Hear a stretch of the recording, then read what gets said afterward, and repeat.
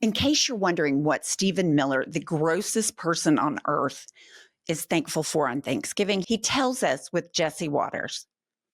So what I'm thankful for this Thanksgiving, I praise God every day that Donald Trump is our president, and we've gone from 30% inflation, 20 million illegals, unlimited refugees, violent crime in our cities, to security in our cities, no more illegals, no more refugees, and finally a country that puts American citizens first. I think what's so shocking to me about that video is the way Jesse Waters looks at him so adoringly, which is a real window into Jesse's soul, because he calls Stephen Miller like a sexual matador. And I don't know if he's just like, that's his kink, but it's, look at Jesse, look at how smitten he is. I mean, of course, Stephen Miller's sitting there lying. Every single thing he said is a lie, and he goes on a propaganda channel. But look at Jesse. He looks aroused. He does. I mean, first of all, he calls him a sexual matador on a news station. Yeah. That tells you something. And then Stephen Miller's wife gets on, and he refers to him in bed again on a news channel. So you would have to— It's not a news channel. It's an entertainment show. Well, they call themselves a news channel. Right. It's propaganda, state-run TV, all the things. But here's the thing about Stephen Miller. I thank God every day for Donald J. Trump. I mean, how gross is that? And then he sits there and he lies. It just lie. Doesn't give a shit about the truth. None of them do. And isn't Jesse Waters supposed to push back on the real numbers? No.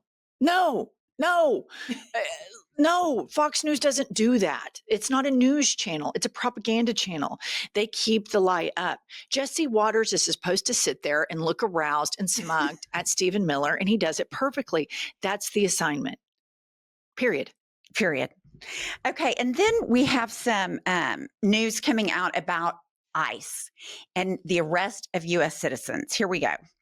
We have found that more than 170 U.S. citizens have been held by immigration agents.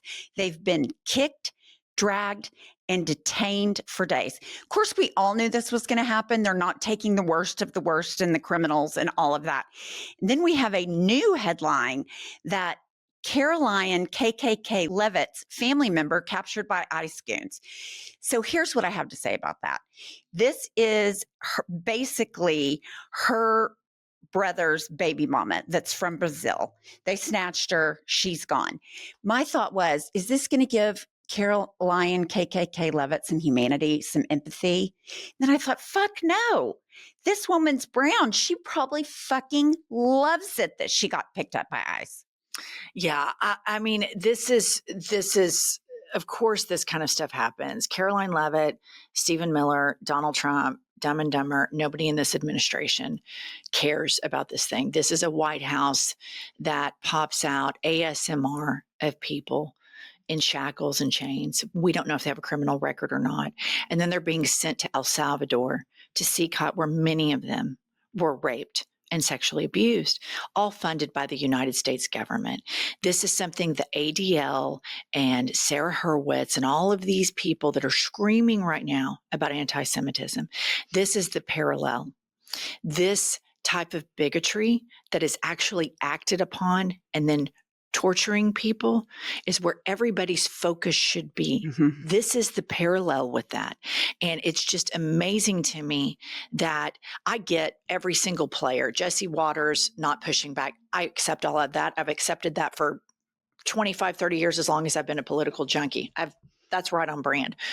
What I'm really startled by are other human rights groups that are not advocating for these people and for the rule of law, and that are allowing the United States of America to be represented by these psychopaths. I mean, this is psychopathic. Oh, and they like it. The audience that he is talking to and the triple Trumpers, they like it that people are being treated so terribly, tortured, raped. It makes them feel good. And that, I think, is at the heart of all this. What is wrong with these people that have no empathy, that think it's so cute to wear alligator Alcatraz merch? I mean, that's where we are. What's wrong with those people? And then I just want to bring Stephen Miller again. Here he is. He makes no sense.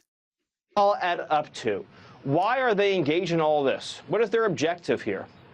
It's the Somalification of America. In other words, when you see the state of Somalia, that's what they want for America at the end of the day, because it's easier to rule over an empire of ashes than it is for the Democratic Party to rule over a functioning, Western, high-trust society with a strong middle class. Look how powerful the Democrat Party became in Minnesota once they flooded it with 100,000 Somalians. Once the elections were decided, right, by clan rivalries and ethnic feuds. Once that happened, the Democrat Party became permanently powerful in Minnesota. They became permanently powerful in the Twin Cities. That's their model for America, to make the whole country into a version of Somalia. And everything they do. Okay, enough. What is he even talking about? America wants to be Somalia, while, like you said, they're putting people in shackles and chains on planes to deport them. They are so scared of anybody with different colored skin. That was pure racist Yes. propaganda to be delivered to Fox News viewers, which is why I think the Democratic strategy moving forward, and people like us that have a platform, we need to start defining and labeling people that watch Fox News as double-digit IQ racist morons, and it needs to be memed and it needs to be broadcast over and over and over again. The stuff that he just said right there was so incredibly racist. And he said, he spoke about delivering for the middle class as though his administration was. This is exactly what they do. They tell middle class voters that are sitting at home watching Fox News, and or a lot of upper middle class voters sitting at home watching Fox News, to keep them from critically thinking about all of the oligarchs that we've all heard have increased their net worth by $800 billion, to keep them from acknowledging that a president of the United States is double dealing, compromised with Russia, shaking down everybody he can, and has enriched himself by almost $10 billion. To keep them from noticing that, they scapegoat the most marginalized people on the planet, and then further promote all of these lies. And you know, a lot of Fox News viewers, they love their racism as much as they do their money. And so when you pair those things together, Fox News is an exacta bullseye hit for them to not use any form of critical thinking skills about the dismantling of the federal government. Well, if you look on Fox News and they sit there and they say his approval rating's down, then Trump says, oh no, highest approval numbers of all time. They're telling you, oh, your prices are down, all these things. The problem I see is that when people go to the store and they're paying more, that they don't fight back and critically think and say, prices can't be down.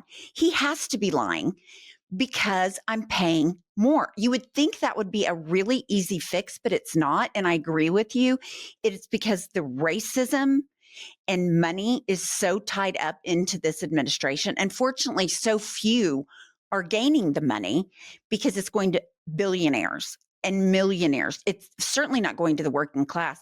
And I just have to highlight high trust. The Republicans in this administration are delivering high trust. And I'm like, even Trump's voters know he's a big fat liar. Everything in this administration is lie, and they all know it.